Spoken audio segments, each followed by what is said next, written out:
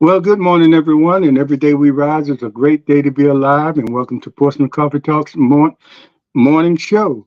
And it is March. It is March, and it's Women's History Month. But what's more amazing, it is March. And it's Already. almost like we haven't had a winter at all. But let me hold back because March has proved over the years to Surprising. surprise us, Yeah. even sometime in April. But uh, the way it's looking, be like 57 is the high of days. The way it's looking, that I don't know, So it all goes back to what I think: global warming. Something is going on because I can remember this time of the year when we were coming up and walking to school. We possibly were walking in snow. What Oh do yeah. y'all think? Oh yes. Most definitely. March was a winter month, That's right. Sometimes we've had our largest snowfalls in March. So Yes, indeed. Colonel, are you frozen? No, Oh, okay. no, I'm just listening. I didn't want to overtalk you. Yeah, you had that statuous look, so it looked like you were frozen. But anyway, good morning, everybody. And before we get started, make sure if you're watching on live on Facebook or our YouTube channel, make sure you like, subscribe, comment, and share this content with us this morning.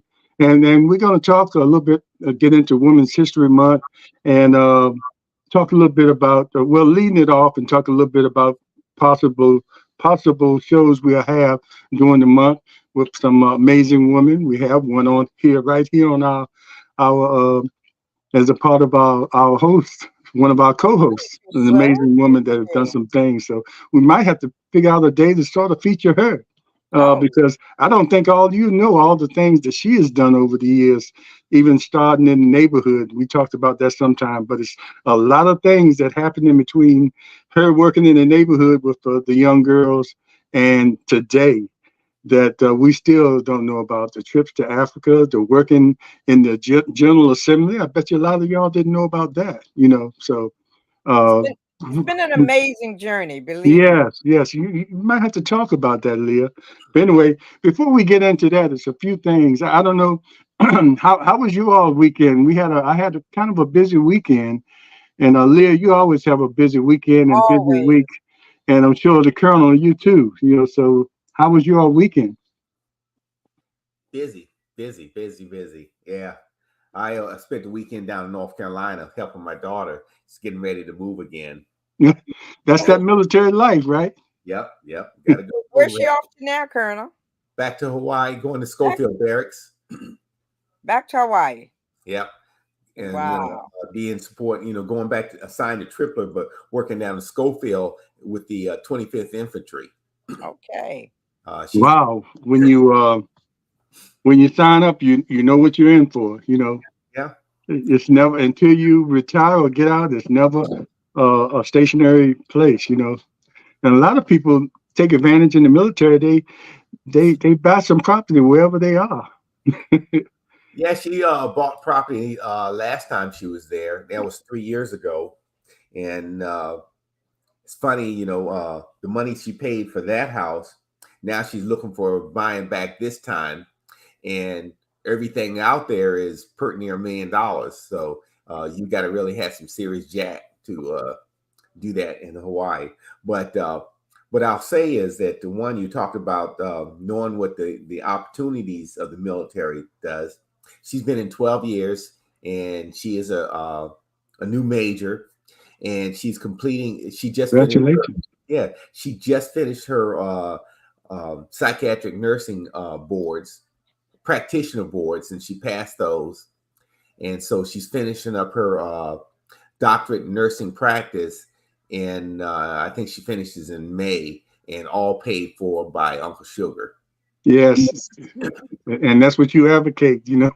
What the military can do for you as far as coming out there without that debt. And Yeah. you saying that about your daughter making major, maybe one of our shows. Well, we'll look at one of our shows being honoring women in the military. Mm-hmm. So I think that's important too. A lot of people, a lot of those women have been overlooked. So we'll go there.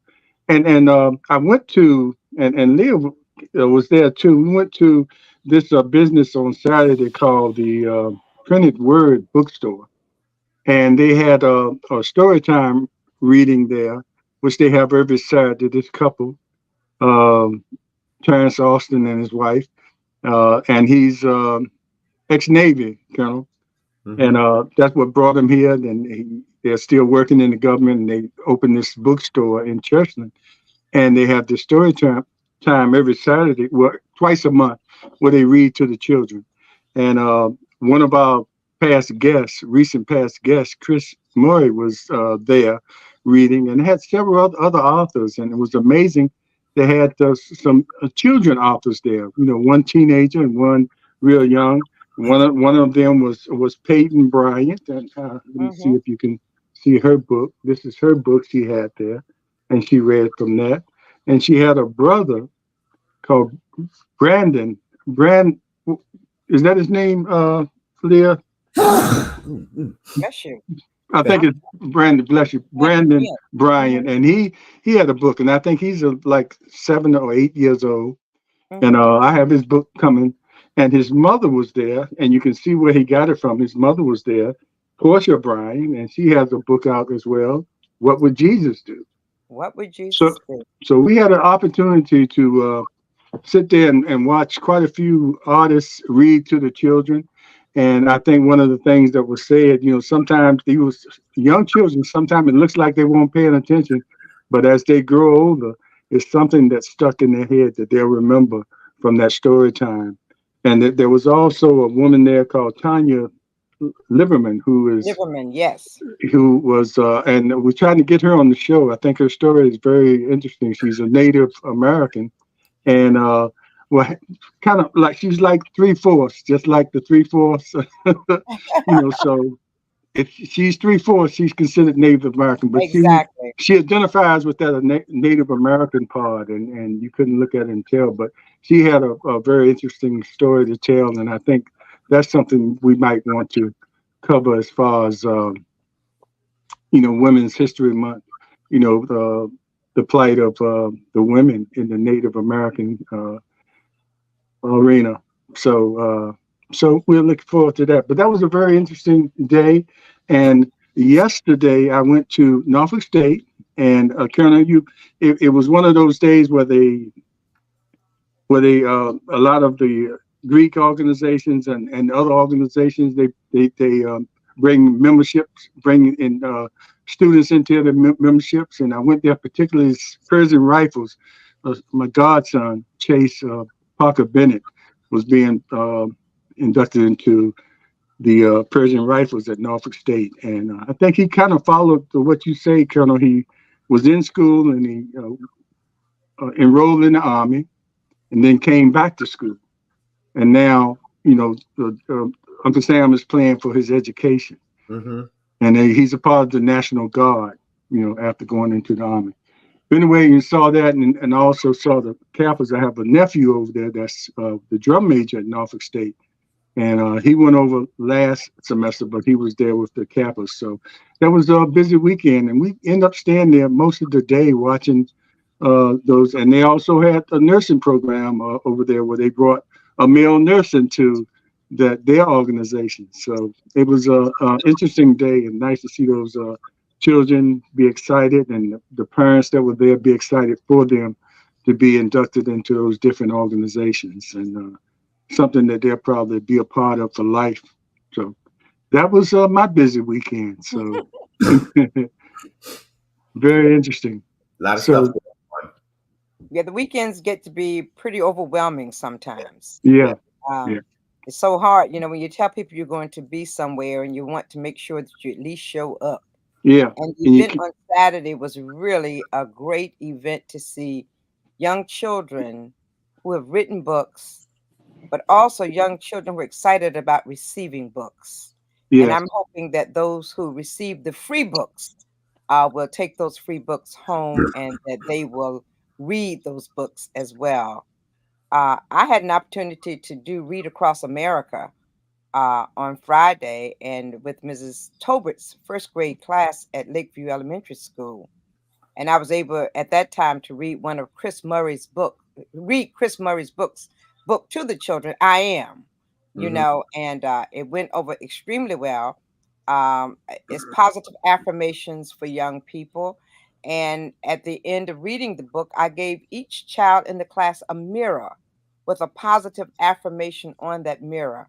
And I had them to look in that mirror and repeat that affirmation to themselves. And it was really interesting. And I told them I will be back to make sure that they know that affirmation that was given to them. Ms. Tobit does such an amazing job with her first grade class. She introduced Mardi Gras to the children, and they had a wonderful time. They had their umbrellas and the beads and all of the great things from Mardi Gras.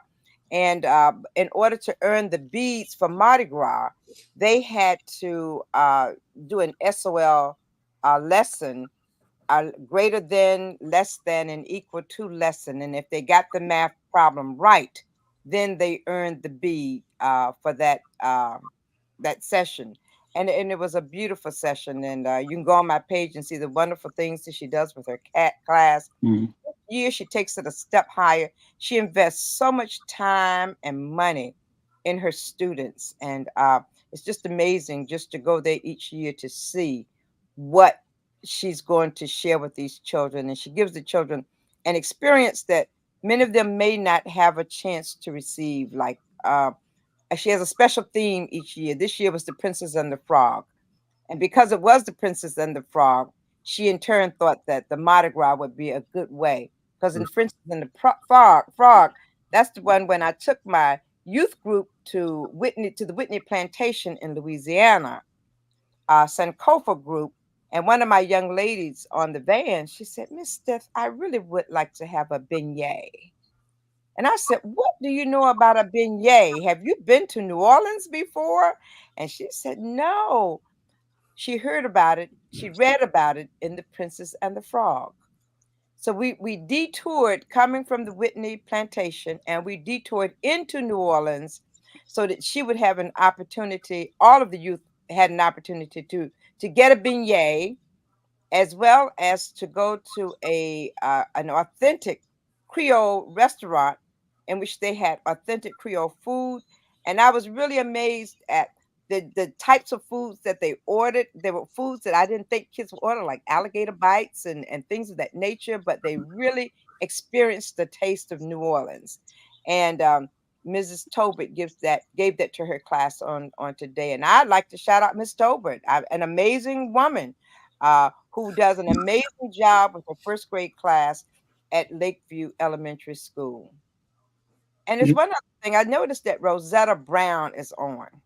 Since we're talking Women in History Month, Yeah, Rosetta another one Brown, of our former guests. yes, one of our former guests, Rosetta served in the Uniform Patrol, the Detective Division, as a sex crime investigator, police liaison officer, and in police training. She was the first African American female sergeant and lieutenant in the Portsmouth Police Department. So, what an opportune time that we would have Rosetta on. And she is an amazing woman who has done amazing things, not only with the police department, because she went on to the Commonwealth Attorney's Office where she worked there as well. So, I'd like to salute Rosetta Brown and thank her for coming on this morning during Women History Month. Yes, indeed. We salute you, Rosetta, and we appreciate your service that you gave to the city of Portsmouth and for many years. And we just appreciate you. Two other things I want to say. When I was at Norfolk State, I was sitting down in the gym, and I looked to my right, and I saw this lady. I said, she looks familiar. And Leah turned out to be Miss Norma, Professor Norma Ragland. Yes, yes, she She was was on our there show. in her AKA gear, and Uh-huh. it took me a while to figure it out. So I wanted to make sure Benet uh, recognized her, and Benet's friend, both of them had her when they were at Norfolk State. So Mm-hmm. it was good to meet her in person. Yes, yes. Somebody, and she brought up your name, Leah. Uh, I she love Norma Ragland. yes, yes, She's an indeed. amazing woman. So, and what was the other thing? But anyway, oh, the other thing was I saw this book there, And Yes, I got a copy as well. Good Night Racism, and it's a children's book. And I thought it was interesting. You can see the author's name if you want to get it. It's probably on Amazon. But I thought it's a children's book, and how often do parents get the opportunity to explain racism to their children on their level? And I went through this, and this is an excellent book to do that. And we probably need to do that because at some point, and the way things are going now, Colonel, our youth now is still going to face what our ancestors and predecessors faced during the '60s and everything, because all that's coming back. But anyway, just wanted to share those stories with you, and we can get into the women's project. But before that, Colonel, I want to ask you, since we were on last time, the Supreme Court just made another Please. decision Do we have a Supreme in Court? the favor of Trump, Wait a minute, and wait a minute, James. Before you go on, do we go really have a Supreme Court? Do they really exist? Okay, go ahead. ahead. Well, I mean, and all they doing, because and when all said and done, it's probably not gonna go through in his favor, but it's just a part of his delaying tactics, and he has enough people on that Supreme Court to go along with that. I mean, they shouldn't even, in my opinion, shouldn't even be looking at that. They say they're gonna look at it, then it's gonna take however it takes them, you know, to come up with a decision. Then they, go through all the processes that they go through. But it's one of the craziest things. And we always talking to how they're doing all this stuff right in our face, and most of us see it, and a lot of us don't see it.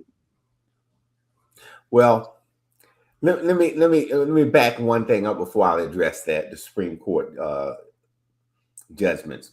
One, you talked about, you showed the book A Good Night Racism, and you said the kids in the future may face, but they're already facing it. They're already watching a backwards time where they're spinning up, and we're going backwards in time as far as race relations and civil rights is being eroded and actually being killed right before our eyes, with the voting rights being gutted.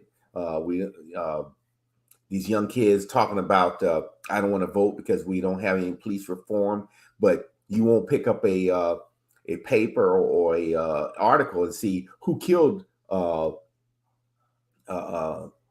any police reform. It's the Republicans. You look at who doesn't want you to vote. It's the Republicans, and I say Republicans. I usually call them the Confederates, but it might have gone past some of these young folks out here, and pass on their heads. So I'll just break it down. The Republicans are against everything that is good for America, and they're anti-democracy as we speak. And so I'll just want to get that off my chest. But yes.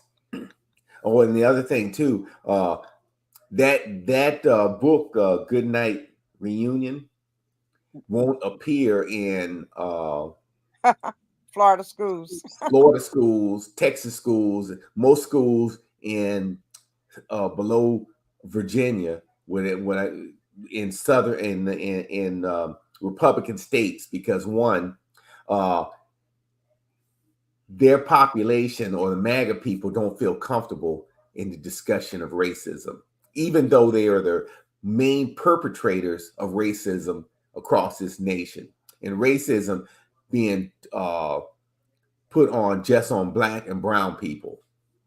Yeah, because I'm gonna put a lot of disrespect. Oh, I'm sorry. Go ahead, Colonel. I'm sorry. I thought you were finished. But there is a racism that they put on their own people, poor white folks, that they who vote Republican, they don't know that they are being discriminated upon because the Republicans are keeping them down and off, saying you can't get this job, you can't get these government programs because these brown and Black people are getting all the programs, even though you're living in the trailer parks and you've had a degree of success because one, you got your truck outside, and that is success for them. But they don't understand that one, the Republican Party has not done anything for them in decades, and that's why they keep them in their state. So I just had to get that piece out. What are you saying here, Slim? Yeah, I was saying, as far as that good night racism, I'm gonna put a lot of that responsibility on parents, and Mhm. hopefully they get that book or at least talk to their kids, and a lot of that should be talked about or talk about reading to your children Mhm. before they even get out the house, before they go to school. So any kind of book banning won't affect them as far as that's concerned. So, you Yes. know, but start at the home because they're gonna try hard. You have that women's group that's just going around trying to ban all books. But anyway, Yep. Colonel, But let me rephrase back what. to the Supreme Court. Yes, but you said it won't affect them if we read at home. Yes, it does. That book banning does affect them because they won't be able to get that in the libraries of the school system, and the teachers won't be able to teach. So racism will get to them. It's just that we have to read to them at home so we can teach them that history and also help them in the reading skills. So I got to make that clarification because we look at words do matter. Sure, thanks. That's why it's three of us. Yes. Yeah. So the other piece, when you look at what the Supreme Court did over the weekend, is that one, it is an affirmation that the judicial system, over time, we've looked at Trump replaced 1/3 of the judicial system across this America, and also appointed three crooked Supreme Court justices. They have proven that in the other 300 of the 1/3 of the judiciary at the lower courts, meaning in the district, um, circuit, and a court of appeals that he had put, they are all politicians and in support of this mob boss. And then so one other thing is, and I see the pundits saying that Supreme Court is going to probably strike this down just by them taking this case. They've assured that this case will not come to trial until after the election. And if Trump wins, it will go away. They are politicians. And then so I will say one thing. People think that there's no way that they will vote in favor of this. I put nothing past them about this immunity claims. We already know, and I'll bet you $10 or whatever amount you want, that there's already 2 to 3 votes in his favor. With Clarence Thomas will raise his hand and says, yes, I vote that. And Alito, there's 2 of them, and probably one of the 2, Kavanaugh. But all you need is 2 more of them to come their way. Mhm. And so And Clarence Thomas need to recluse himself because his it'll wife never was happen. involved in the That's whole just not going to situation. happen. No one's who's going to force him. You can't do Yeah, it. It's up to that's him the to. problem. It would be up to him, and he has no scruples as far as doing Mhm. that, or no integrity as far as doing that because it's the right thing to do. So, Yeah. and he knows nobody can stop him. Yes. Only thing that'll stop him is he don't wake up in the morning. But he is against America. Yeah. He has done nothing in his 30 plus years sitting on the bench, Yeah.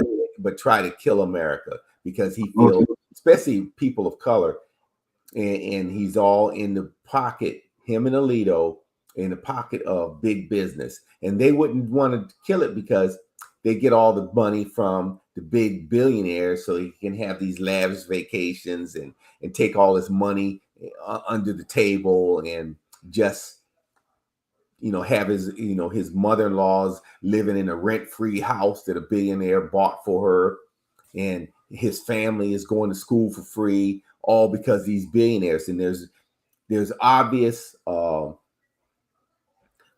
conflicts of interest. But if we had a real attorney general, that would be investigated and they would come after him. But everybody's scared of Trump and these other people because they don't want to appear that they're non-biased or biased.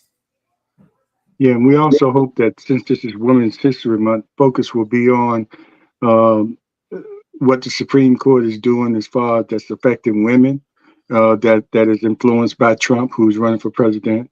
That point has to be driven home to the women.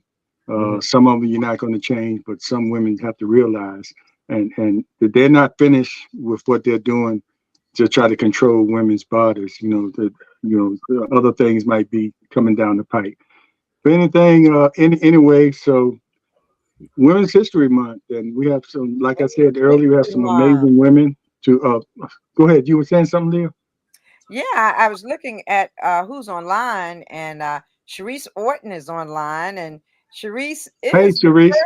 she's the first Black female captain for the fire department, and we salute Sharice on this morning as she's watching. Um, and we salute all the ladies who are watching this morning. Paula Glover is watching, Antoinette Chapman, and Frances Chavis. Now, Frances Chavis is a young woman who you may not see them honoring her, but indeed they need to. This woman does so much for so many behind the scenes. Yes. She's a behind the scenes woman who gives so much to so many. You can always rely on Frances being there to brighten your day wherever she is.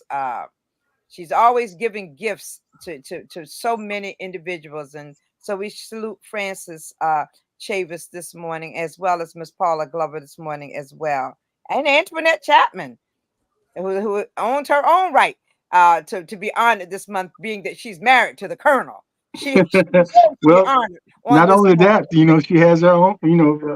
She's done some amazing Yes, things she as has. far in the She field has. of nursing, and IC Northern grad. Had to throw that in, but Yes, yes. and started her nursing career there, or her career education there, There in and Norfolk. continued on, and is doing some amazing things, and we're looking forward to the time when she doesn't have job constraints that will allow her to come on here and Exactly. be a special guest on our show and talk about her experiences. Mm-hmm. So that day will come one of these days. But A lot of anyway, them. it's amazing. We talk about women. We can all remember how in a lot of our communities, a lot of the women, it was a lot of stay home mothers, and not as much now because, people like Antoinette and others that are on the feed, out there in the working world. But when we were coming up, a lot of mothers were home, and they don't always get the flowers. I mean, they were holding it down at home, with sometimes with many children, and sometimes we overlook the importance of those mothers in the home that were Exactly. really the backbone of the family, actually. You Backbone. know, the men got all the credit because they were going to work every day and bringing home the bread. And in many cases, they were just bringing home the bread, laying it on the table and say, here it is. And the women had to manage it and do everything else and manage the kids and not taking anything away from the man in the home as well. But we all know how much the women that were in the household or the mothers that were in the household, Mm-hmm. how important they were to the stability of the family. And I think we ought to pay homage to them, you know, all month, That's because right. That's right. And it was the women that held the community together, yeah, because those women would come together and they would uh, be there for every child in the community. They would feed other folks' children. They would have other people's children within their homes to work with them with their homework. So the women they played a great role in maintaining our communities. Mm-hmm. and the working women too, Colonel. I guess you can attest to this that they had the double duty. They That's were going to right. work every day, but they were still. You had some women out there, and you know who I'm talking about, that were raising three boys Mm-hmm. Yeah. and a husband, and Mm-hmm. they were going to work every night in the nursing field, and so I mean, they just did some amazing things, and the strength of the women, and we all know it. Mm-hmm. Anybody, we all had mothers, we had wives, and we had sisters and aunts and nieces, and we realize it, but often we just take it for granted. That they're going to be there, and they have certain things that they're going to do, and It's just what they've done or what they continue to do is just so important. If they all just disappeared out of the home, you know, most of us men couldn't find our own stuff, because how often we come home, honey, have you seen my socks? Or have you seen my, you know, and we all do that, men. Can't find our own stuff, but they know where it is. So Hmm. because they pretty much organize it most of the time. Hmm. Well, Slim, I know you were referring to my mother, who was an LPN that worked at Yes, Mayo. indeed. Yes, and then so I will make that a segue into give a shout out to the what we call the Black, or better known as the Black Angels. Mhm. And me being a nurse, and the reason I look at that is because back in the 1929 ish area, 1930s, back in Staten Island, that's where they congregated all of the patients, that Black and white, and mostly white uh, people were diagnosed with tuberculosis. Mm-hmm. And then what was a very contagious disease, and it was at the time, it was a death sentence, a slow death sentence. Killed Doc Holliday back in the day. Mm-hmm. A little small tidbit of history. But in 29, the all the white nurses quit. All of them quit because they said it was too dangerous to take care of these patients, abandon their patients. So, uh, so the administration recruited, I think, like 300 African American nurses across the country, and to come work in this one facility that took care of all these patients on Staten Island. And they, even while they took care of this, and it was a good opportunity for one, because they went into a non-segregated institution. And remember, back in those days, everything was segregated. Mm-hmm. But when they needed us, all of a sudden is non-segregated. Oh, yes. Yes, because they put those Black folks into danger. So they took care of all of those folks, and actually they beat down what we call they beat down the hearts and minds of those segregated patients. They actually said, I don't want any Black folks taking care of me. But that's all the choice they had. And those minds were changed because those nurses did their fulfilled their Yeah. oath Obligations. Yes. and took care of those patients just like they were their own family. And so when we were in Iraq, uh, we always said we have to win the hearts and minds of the Iraqi people. They did the same thing in America, just not in Staten Island, but through this nursing profession across this country. And so I figured I'd do that. And then actually in 61, they closed it down, and now it's a rehab center now. But Mm. that's a small fact on history. Let me and mention, as you talk about the nurses and women in the military. It was a family out here in the neighborhood I grew in. It had pretty large family, a lot of girls, and one of the older girls or ladies went into the military when they were wax, Mm-hmm. and the second sister went in right in the transition from when they transitioned to wax into the regular army. But I talked to her, as a matter of fact, the other day, and she was talking about the racism that she went through, even when they were just wax, and was segregated, like you said, Colonel. Mm-hmm. But at certain times, they had to mix in with the regular army, like you said, when they were needed, and that's when they really experienced, racism, Mm-hmm. and while serving their country. And Mm-hmm. of course, women couldn't per se be in combat. But you think about some of those nurses, they were in harm's way. And I think you just mentioned that too. Mm-hmm. So didn't give them a gun, but they had to go in some of those dangerous places. But I think that's something hopefully we can explore the women early in the military and their roles before they were actually uh, a part of the regular army. They were waxing. I think Navy were waves. You Mhm. know, Yes. and I don't even know. They had certain duties. I'm sure not too much to do with the regular army, but you know, they did serve. They did serve. Yeah, and they broke down barriers because when it was time to come down to support this nation's and its ideas, uh, the nurses uh, were in every conflict, Mm, going back to the Civil War. You can look at Clara Barton. Clara Barton was a nurse in the Civil War who started the Red Cross. Mm-hmm. Small piece of history. yeah. Yeah. Oh yeah. And this particular neighbor that was in the military said they trained just like everybody else with the Yeah. rifles and everything, but they weren't allowed to fight in the military. But they were prepared. Mm.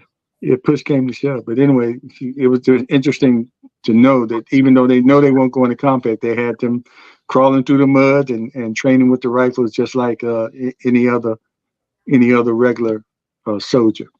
Hmm. Yes. And talking about soldiers and things like that, you look at, you mentioned the Army, Navy, and the Air Force, and we have each one of them historically have had our own medical department that runs each one of their compartments.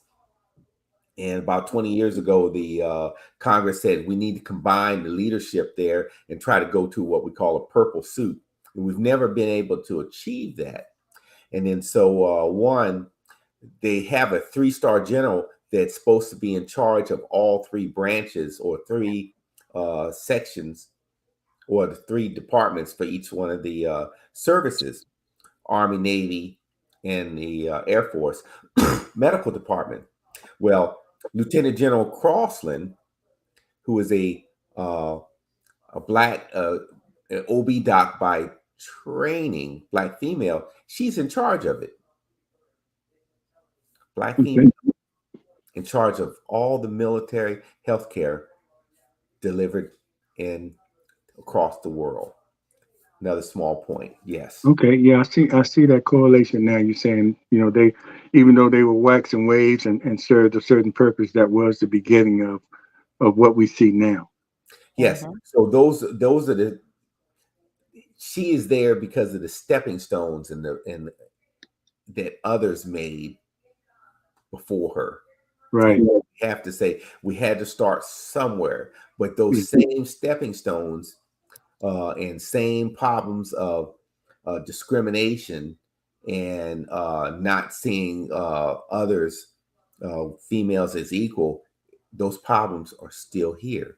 And mm, so we go back to look at what the Supreme Court and the Republican Party is doing against is in their war on women now with some of the judgments and using these some of these judgments like you got a district court judge in Texas saying that he put a stop on methylchrystalline so because of the abortion because it achieves 60% of the abortions a pill you take if you have a miscarriage and one judge has stopped it across this nation.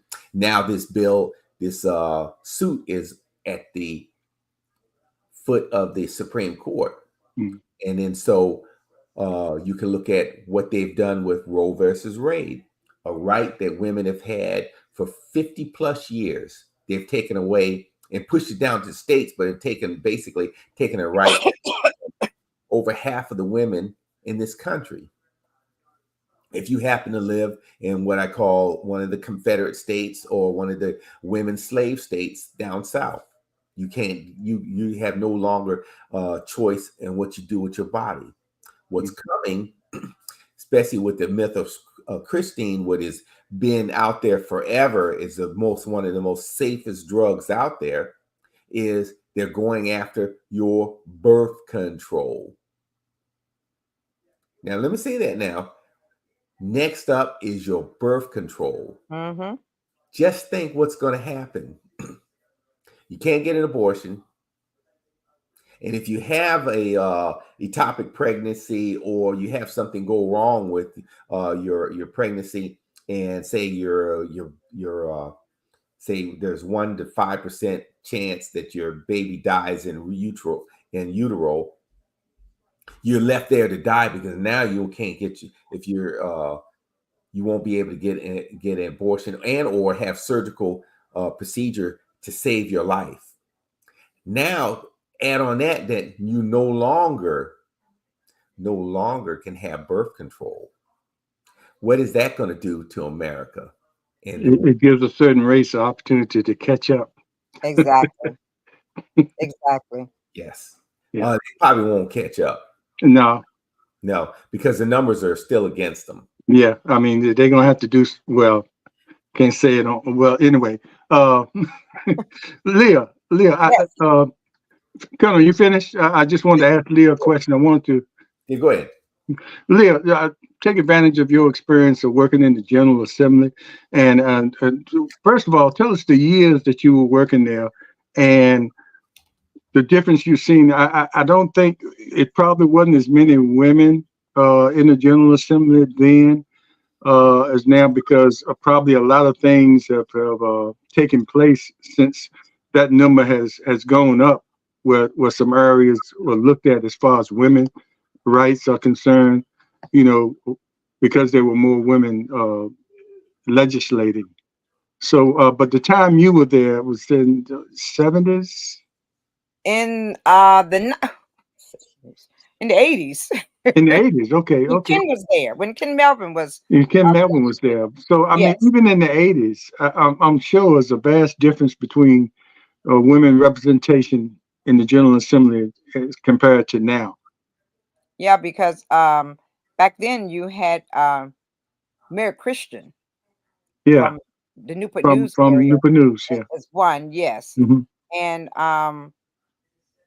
hmm, there were a few Very female few. legislators there, but Mary Christian stands out in my mind at this time. But there were very few African Americans in the You, General Assembly at that you time. realize that was Miss Casey's sister, right? Yes, Okay. yes, yes. Miss Casey So is a lady that lived in our neighborhood. yeah, Hmm. yeah, that's right, that's Okay. right. But yeah, Mary Christian was one of the few African American women there in the General Assembly during that time. Kind of caught me off guard there. I got to go back in my mind's eye and remember who was there, but there were very few, because there were very few African Americans serving in the General Assembly Yeah, at period. that time when Ken Hmm. uh, was elected to the General Assembly. So, So, I America's mean, do you think since then, coming up to now, that uh, uh, a lot of legislation, I don't know, because remember we talked about how, people thought a lot of things were going on, but it wasn't until real late before women could even apply for credit. That's very true. And what were we talking about, the 60s or the 70s? Or, Ken, I called you Ken. I called you Ken, Slim. yeah. Slim, you caught me. When were we But talking? anyway, anybody that might think it might have been in the 40s or 50s when that Right happened. I think it was more in the 60s, in the and, 60s. and nobody realized that women couldn't even get their own credit without their Husband spouse signing off for them. signature. Yes, with the So, husband signing off for them. so a lot of women's rights was a long time coming. They were the last to be able to vote. So um, so I'm sure that women in the legislature now is probably hopefully probably making a difference. Yeah, they're definitely making a difference now because uh, as you can see in the way things are happening in this world, is the women who are truly standing up to Mr. Trump. Hmm. They're the women, the young white women who were part of his team who stood up to Mr. Trump. They're the black women who are now taking them on in the legal cases. And it will be the women who I think will be the final demise of Mr. Trump, should he have a demise. Hmm. Because when you look at Letitia James, she's not playing with Donald Trump. She says either you're going to pay up or I'm going to secure some of your properties here to secure that money for the people of New York. And Isn't it although amazing? You don't have the men to have the spine to do that. it's been the women, who the men in his administration refused to say anything. Those young women in Trump's administration were the ones who stood up and told the story as the story should be told. Mm-hmm. So he has such a dis. Let me say, he has such a male chauvinist opinion of women that it's amazing that all of this chauvinism that he shows upon women, it will be the women who will eventually be his downfall. And rightfully so. And Rightfully so. rightfully so. And although Fani Willis, she's having her time, it was ridiculous, this whole case against her. But should she have this chance to bring this man to trial, it's going to be something to behold and something to witness. So we need to be prepared. And prayerfully, the judge will see that the stuff that they brought against Fani has nothing to do with her abilities to hold this man accountable for what he has done. She would be a part of that group that will help to bring him down as well. So You need to change the percentage on that Supreme Court. they really do. They really do, because it's And, stacked. and it has to be women that common sense thinking women that follow the Constitution, because some of them up there are still, on the other side. But And I think that our first black jurist, female jurist, I think I think we're going to see some great things coming out from her. Mm-hmm. I really do see her bringing forth some opinions that are going to be very well written, it's going and to be opinions significant. that Yeah. will last for a time. I really do. You won't be able to ignore it because it's going to be so based in what they're sent there to do, based in the Constitution and based on what they're supposed to do, interpret the law Exactly. based on Exactly. on the Constitution, not make law or reverse laws. Mm-hmm. And Yeah. So plus, just like the colonel said earlier about the beginning, she could be the beginning of something big. We exactly. just have to make it through this period and get past. Mm-hmm, mm-hmm. If we get past Trump, I think a lot of people. I, I'm not going to say their eyes will open, because you still have those crazies out there try to. They might storm the Capitol again. But I think some of the people that have no spines now will be able to breathe, or they'll get voted out, or they need to be voted out, and then bring somebody in there that has the spine enough to to go against people like him. If we can get rid of him, I think it'll be a while before we have somebody with that kind of magnitude. It's some Trump-like people out there, but You know, But James, the what do you sadness think, is Colonel? You that think we'll have many, another, many, just like many another Hitler didn't come about? You think we have another Trump that has but, that much influence? but before you Yes. get to Colonel, let me just say one thing though. The sad part about it is that so many of them are leaving the legislature. However, because of gerrymandering, many of them who will come in from those who are leaving will be those who are Trump-like individuals, because they are the ones who can win in those districts that they have gerrymandered. And you may see some real craziness take place, because the ones with any sanity, they are leaving Congress. They're leaving. They're going home. I'm sorry, Colonel. No, I think that Trumpism is going to have to die over time. Yes. And the only way to die over time is, one, they either die in office because they're not leaving, or they're being voted out. If we can get, Yeah. if Well, people first die, you got to cut the head off the snake. yeah, Yeah. well, we got to kill Trump off and get him out of here, and he has to just leave. He has to be soundly defeated in the electoral college and lose this election. And Colonel, you said the right word, soundly defeated, because if it is close, we're going to have the same situation Yeah, we had same last situation. time. Well, I would say that they will not march on Washington and do like a January 6th, because Trump stopped all the federal agencies from giving help to the people in Congress. He stopped everybody because it never come out during the January 6th committee is that the FBI has a strike team, the Justice Department has a strike team. All those agencies there have strike teams with armed soldiers, well, not soldiers, but armed personnel that could have been sent to assist those folks in Congress, but they were held back. Yeah. They were held back. And because he'd already destroyed everybody in the, taken out anybody with rational decision making in the federal government. And so it won't happen now, because if they got there and did that again, then you have a sane president that is up there now, a real president that cares about America.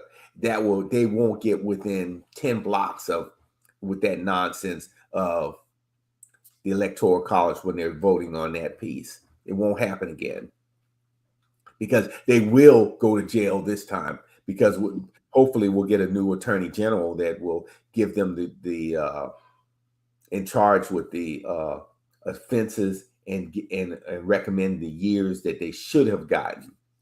Anytime you get guys that are beating on cops and get probation, then if I went out there and beat up some cop down in the city of Portsmouth, I won't even make it to the, me being a black male, won't make it to the courthouse. They would have shot me dead right then. Oh, yeah. That's very true. So it goes to show you we have two, because those folks in January 6th goes to amplify that we have two justice systems in America. Mm-hmm. Two justice systems. You know, isn't it amazing how people still don't see, or maybe close their eyes? We had the president and Trump going down to the border at the same time. And the speeches that they made, you know, if you put them side by side, even having Biden appeal, hey, you know, if you really want to do something about this, let's work together. Or you work with me, or I'll work with you, either however you want to call it.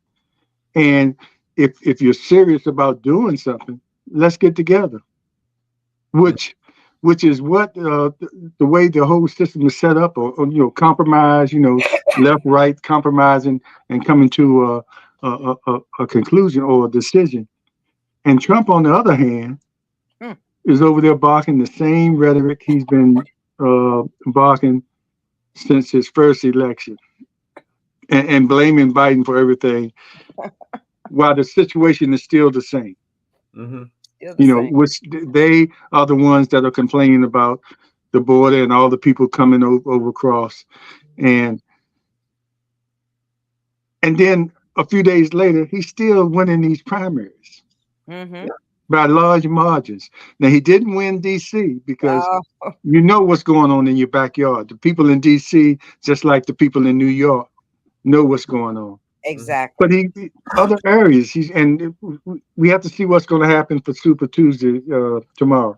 Tomorrow's Super Tuesday. People get out there and vote. But you know, the way it's been going, he's still gonna, you know, it's like he's doing these crazy things, and it drives us crazy because we see it, and we have to come up here and talk about it, and can't believe that we're talking about it in the way we talk about it. And because other people will come on and defend this, and it's just mind-boggling to try to figure out where the people's minds are, and you know, like we talked about last week, Colonel. You know, it comes down to money and power. You know, where people will just sell their souls for money and power. Yeah, exactly. Or just plain spineless people that can't stand up to somebody that they think might hurt them or might have something on them. I don't know what the deal is, but you know, it's right there for anybody with any common sense to see where your choices are. Yeah, and they are mindless, spineless, and don't care about America. You can look at what they call a so-called hawk, Lindsey Graham. Hmm. He has flipped the script on Ukraine. Before, when Russia uh, invaded Ukraine, he was one of the biggest supporters of trying to get aid to him. But now he's flipped the script, saying we need to give them some equipment, but only give it to them if it is a loan.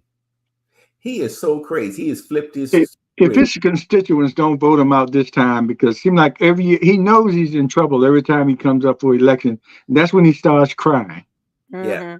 Mm-hmm. and sad face, like I need this, I need that, and then I don't know if they feel sorry for him or He'll you go know down there. he gets right It's back just, in there. it's They just a need name. to It's take just a him out name this time. recognition thing. It's just. He'll never I take don't it. think they really pay attention. I think it's just a name recognition thing. I know that Yeah. name, so they vote the name that they Right, the know. name, and they know the name. He's in there, and he hasn't done anything for the state of South Carolina other Exactly. than keeping the military bases open. But he's keeping the most of the population poor and hungry Yeah. and uneducated, and But especially. as far as he's concerned, as long as he keeps Trump happy.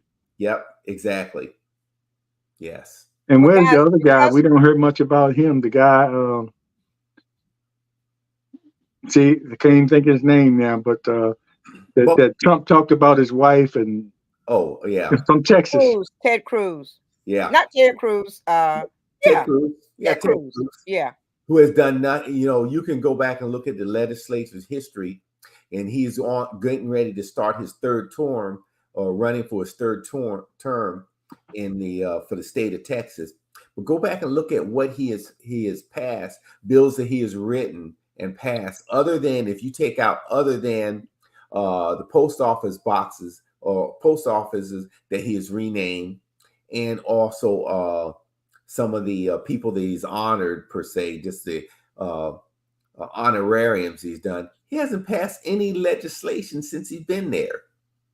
None, zero, zip. So what has he done for this people down there in Texas, other than live off the dime of the taxpayers, and when they're in trouble, run to Cancun? Nothing, nothing. And then but the right does not see this, that they're not doing anything for them. They choose not to see it. They Yes, choose not to see it. yes, you're correct. They You're choose not correct. to. Well, guys, since we're quickly approaching the nth hour, and we started this with Women in History Month, I like to close it with a poem for Women in History Month, if you all don't mind. Please do. For all of the women out there who've been struggling, who've been paving the way, who've been making a difference in the lives of so many in America. And you have to realize those who are doing great things is a result of having great women behind them. So, in the words of Langston Hughes, mother to son, well, son, I'll tell you, life for me ain't been no crystal stair. It's had tacks in it and splinters and boards torn up and places with no carpet on the floor, bare. But all the time I've been a climbing on and reaching landings and turning corners and sometimes going in the dark where there ain't been no light. So, boy, don't you turn back. Don't you set down on the steps because you finds it kind of hard. Don't you fall now. For I's been going, honey. I's still climbing. And life for me ain't been no crystal stair. And many women can say that life has not been a crystal stair, but we continue to climb, we continue to excel, and the women will make a difference in this world from this point forth. So happy Women in History Month to all of the women who are out there in America and beyond. And my friends in Australia, happy Women in History Month. My friends in Africa, happy Women in History Month. My friends in England, happy Women's History Month. Happy Women's History Month to each and every one of you. Yes, indeed. Happy Women's History Month. And Leah, I first heard that reading that you quoted from Langston Hughes And when I was in college, there was a play that one of the students wrote, and he included that in the One of play my where favorites. a good friend of mine's at school at the time recited that and got a standing ovation when she finished. I love that. Uh, yeah, so I It first really heard tells it the then. story. It tells the story of motherhood and Mhm. being a woman, you know. It's Yes, been indeed. hard, but we continue to climb regardless of what Regardless. we face. We continue to climb. So, Yeah, and as we go forward, we will focus on the women doing this women in history of our country. And we will also talk about what we talked about today because it's important to bring that up because, like you said, Leah, women are going to really have to step up and take us into a positive future here. And I hope they pay attention to hmm some of the things that we talk about or some of the things that they see. Just open your eyes and like Joe Madison used to say, look with your third eye and listen with your third ear. That hmm means you're looking and hearing past what's actually in your face. So, just take your time. It's going to be the women. So and thanks, it's the everybody. women who Appreciate it. Any saved. last The women, comments? Go ahead. it's the women who saved this democracy. It's the women saved this democracy in the last election, and we're Hmm. gonna need the women to come out again to save this democracy. Is the only way that we're gonna continue to exist as a democratic country. Women must stand up. Yes. Yeah, women have been a part of this history's success. I mean, this country's success all through history. They just That's right. haven't always been recognized for that. Exactly. Well, you know what? I'll echo one last thing. Is Leah is so correct.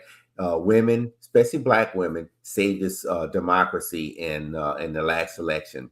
Now we're at an inflection point for in 2024 in November, and if women do not, especially Black women, do not come out, then Mr. Trump will assume office in January of 23rd of next year.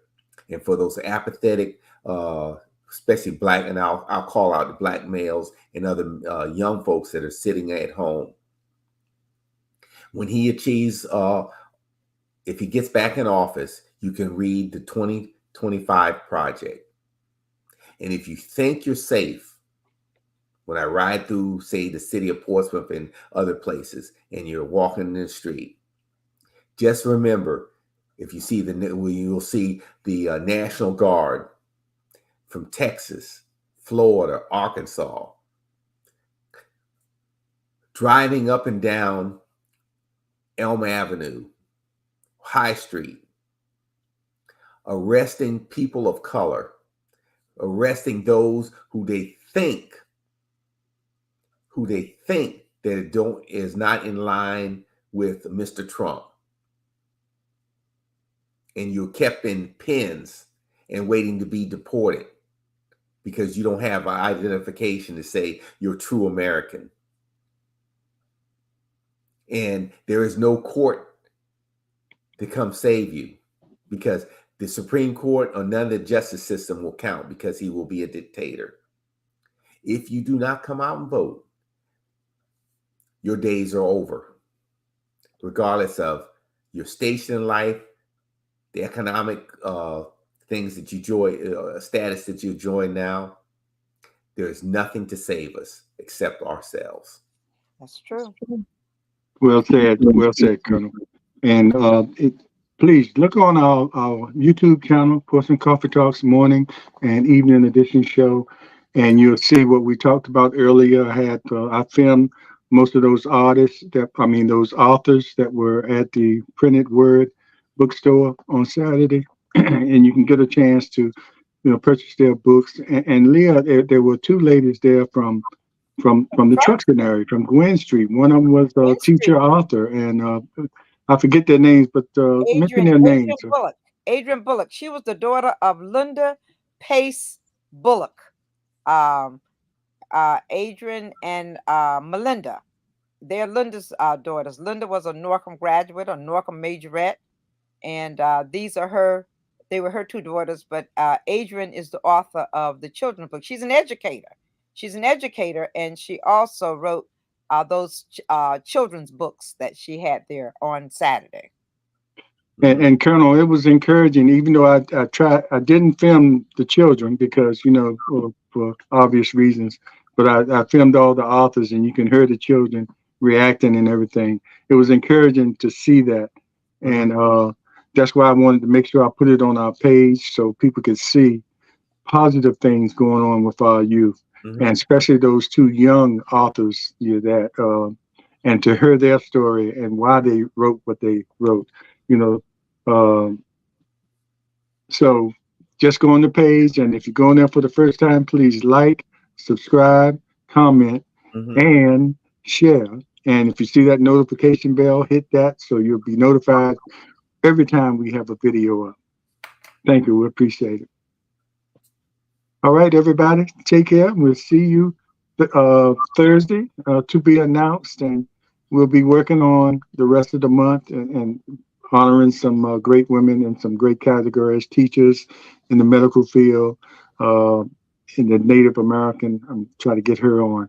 So look forward to that. Take care, everybody. Okay. Have a great day. Bye-bye. Have a Thanks for great day, watching. guys. Bye-bye.